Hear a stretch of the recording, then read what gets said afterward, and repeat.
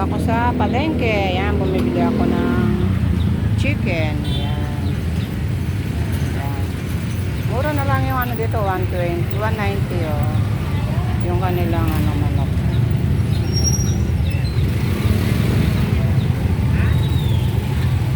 Dito kami sa dito, oh, sa Tantianggian. Ayan, may building dito. Ah, naka-ano ka na? Nakapalit ka na? Wala pong pariyan. Wala. Oh my God, ano ba yan? Oy, ano mo muna, itabi mo muna. Dadaan ko ako na. Bibili lang ako ng puto na. Yan sa bumibili ako ng pang almusal. Ang dami namin pag ano dito. Dami.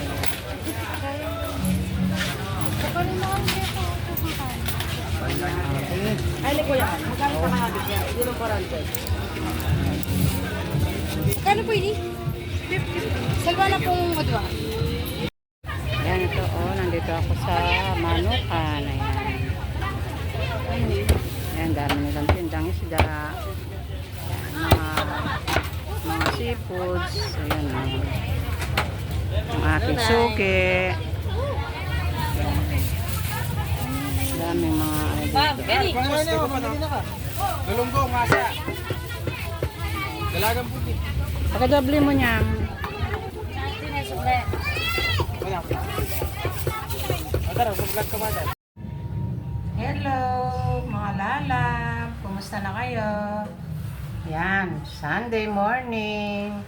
Yan, maganda yung ating weather ngayon. Ayan, kumusta na kayo? Ito, magagaling ko lang sa palengke mga lalab. Yan, bumili kami ng almusal. Yung ready-made na ano, yung mga kakanin. Yan, gustong-gusto ng mga apo ko. Kumusta na kayo? Yan, wala tayong sama ng panahon ngayon mga lalab. Wala tayong low pressure. Sabi dun sa balita kagabi, yan. At magpa-thank you tayo kay Lord na sana hindi na tayo magkakaroon ng bagyong, kung magkakaroon man mga lalab, sana hingin natin kay Lord na yung mahina lang, diba? Dahil doon sa bansang Amerika, sa USA, nakakatakot po yung mga yung mga nakikita natin. Siguro naman napapanood nyo sa Facebook na nakakatakot yung mga yung mga tornado na pinapakita nila.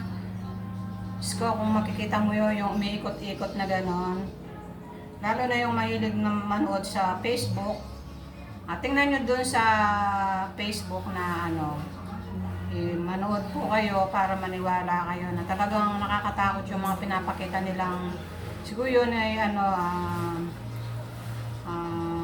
kinuha ng camera. Yung mga, kasi alam nyo na yung mga Amerikano, yan, matatalino yan na pag ganyang may sakuna or yung disaster na natural disaster, yung tinatawag, maglalagay sila ng camera tulad dun sa mga nakunan sa dagat. Talagang napuruhan yung mga bahay, lalaki. Nakita nyo naman yung hampas ng halon, napakataas. Sko, nakakatakot yung gano'n na tumira sa tabi ng dagat, diba? Na sobrang, lalo na pag yung ganyan na may bagyo. Doon kasi ang bagyo kasi, kumukuha siya ng lakas niya sa dagat. Tsaka yung mga tornado na yan. Sa dagat sila kumukuha ng lakas. Kasi doon, may tubig, tsaka talagang yung ikot niyang ganun, kumakarga siya ng mga malalakas na hangin, mga tubig, yung mga tubig dagat, yan. Sana pag-pray natin kay Lord na huwag naman magkaroon sa atin ng ganun ka nakakatakot, di ba? Lalo na dito sa bansang Pilipinas, yung mga bahay dito bihira lang yung malalaking mga bahay dito na matitibay, ganyan. Kaya walang imposible kay Lord, di ba? Basta manalangin lang po tayo na sana lagi na pagdasal natin na wag nang magkaroon ng ganito sa atin. Amen. Yan. At for today's video mga lalab, ito, pagluluto ko yung aking mga apo na kasi kahapon puro isda yung isda at saka yung pritong mga gulay,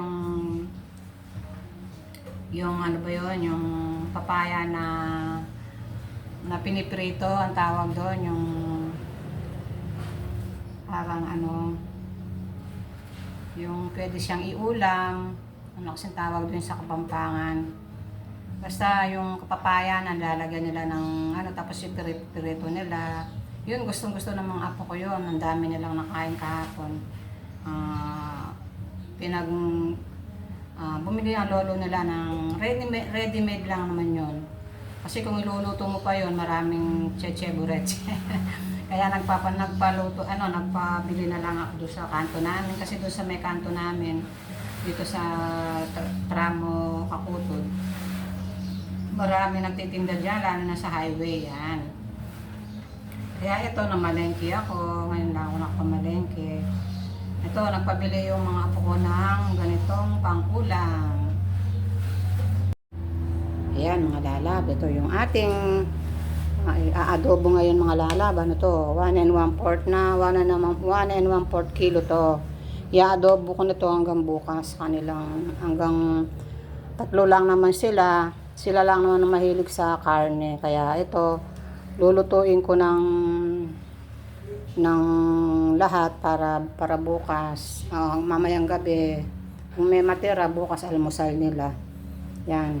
Sa aming daddy lolo, ito yung paborito namin, yung yan. Kumakain ba kayo itong mga lalab? Yung isdang tabang, yan.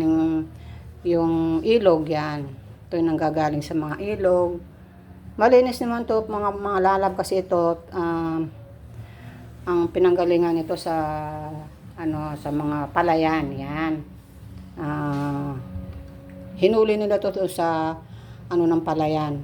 Kaya malinis naman to mga lalab, yan. Ito piprito namin ni Daddy Lolo. Tapos ito meron kaming talong, ayan. Bumili ako ng talong. Na-miss ko yung talong na ganito, oh. Pero may talong pa kami dito mga lalab. Kaya lang, matagal na rin akong hindi nakakain ng ganito. Yung tinatawag nilang borha. Sa Kapampangan yung borhang talong, yan. Tapos, yung patatas natin. Medyo mura na ang patatas ngayon mga lalab. 80 na lang ang kilo. Yan. Ito yung ating patatas, yan. Pag medyo murang patatas, gagamit tayo ng patatas. Yan, ilalagay natin sa adobo. At syempre, yung ating sibuyas.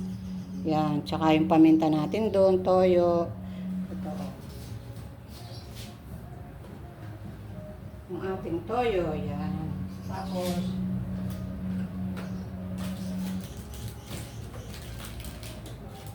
ito yung ating suka. Ayan, meron tayong suka. Ayan, naka-sachet na lang yung suka natin. Naubos na yung nakabote. At syempre, yung ating paminta. Ayan, nandito pa sachet yung ating paminta. Hindi ko inaalis dito mga lalab kasi yung lalagyan ko paminta, malaki siya. Kaya dito na lang. Dito ko na lang siya nilalagay. Ayan. Paano mga lalab? Samahan nyo ako sa aking pagluluto ng chicken adobo and fried na ang pangalan nitong isda na to ay gurami sa Kapampangan, gurami. At ito ang aking bawang mga lalab. Tingnan nyo, oh, yung aking bawang, oh, tumubo na, oh, kita mo nyo. Mamaya dito ako kukuha ng pang gisa, yan. Yan. Ang laki na ng niya mga lalab, oh. Yan. Ano ko to?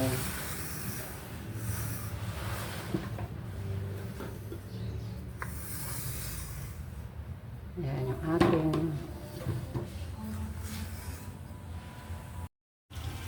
Hello, ito yung ating chicken adobo. Ayan. Ayan, kumukulo na yung ating chicken adobo. Ayan, maya-maya natin na ito. Nagprito na ako ng aking talong. Ayan, talong namin ni Daddy Lolo. So, nagpiprito pa ako ng gurami. Ayan.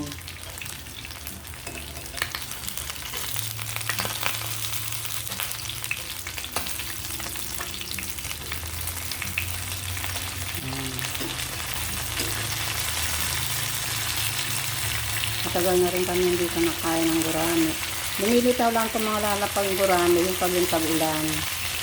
Ayan. Kung sila nakakahuli yung mga nangingisda dito sa amin. Ayan. Yung mga nangingisda sa ilog, sa palayan. Ayan.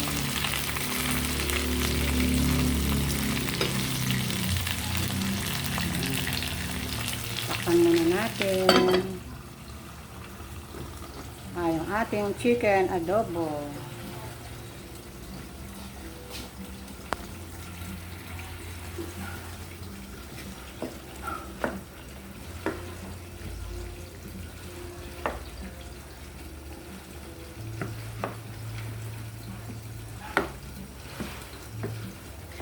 Yan. Fresh na fresh yung ating chicken adobo. Yan. Fresh from the farm. Yan. Fresh itong ating chicken. Kaya medyo mahal siya. Kasi kung fresh, siya hilado, medyo mura. Pero nakakatakot na rin bumili ng mga ganun na sobra na sa yelo. Saka mga imported kasi yung mga na yun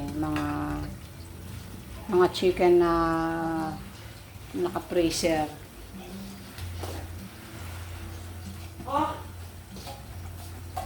Takpan muna natin mga lala para maluto yung ating chicken adobo.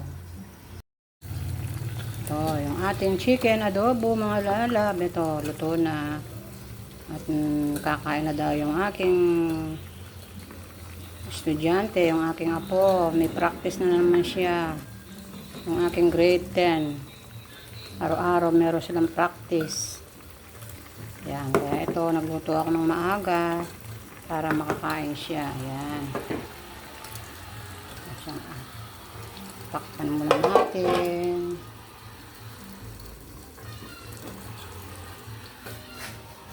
Ito, yung ating piniritong gurami. Ayan. Luto na rin mga lalab. At meron pa ako dito. Ito, aking niluluto. Yan. Yan. Tapos magsawsaw na lang kami ng kamatis ng aming Daddy Lolo. Yan. O diba mga lala, meron na tayong tanghalian for today, Sunday. Yan.